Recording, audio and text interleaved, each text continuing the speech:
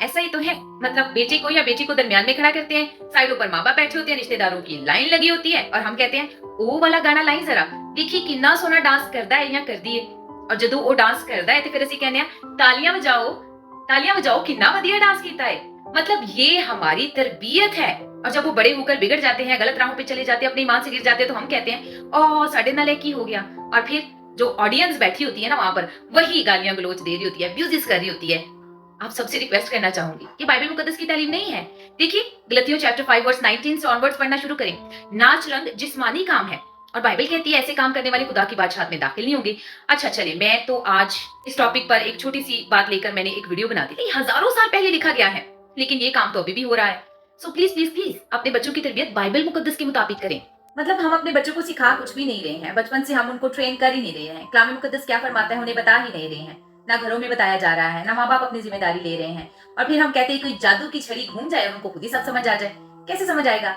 देखिए पहला Timothy chapter 2 verse 9 में हजारों साल पहले लिखा गया कि औरतों को शर्म और हया के लिबास में चर्च जाना चाहिए। तो बचपन से हम अपने बच्चों को सिखाते ही नहीं है। मैं खुद देखती हूँ बच्चे छोटी छोटी स्कर्ट्स पहन के, स्लीवलेस ड्रेसेस पहन के, लड़के भी छोटी छोटी डिकरे पहन के, स्लीवलेस बाजू पहन के चर्च आए होते हैं। क्या ये चर्च की अकीदत है?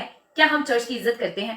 हजे बच्चा है, हजे इन्हें समझ नहीं है, कोई गाल नहीं, सारी उम्र दुपट्टा ही लेना है। क्यों भाई?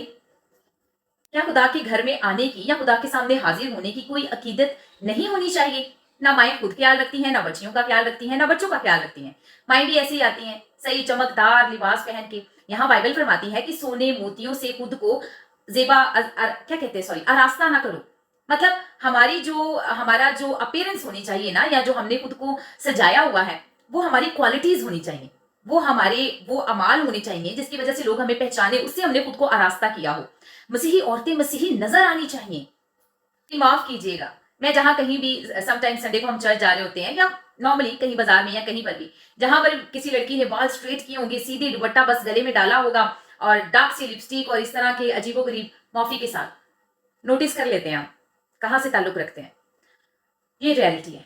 मैं कहती हूँ ये अजीब बात है, क्योंकि बाइबल मुकद्दस खुदा का कलाम है और ये हमें इस बात की इजाजत नहीं देता है। बाइबल मुकद्दस के मुताबिक औरतों को हयादार लिबास खुद भी पहनना है और बचपन से अपनी बच्चियों को भी यही आदत डालनी है।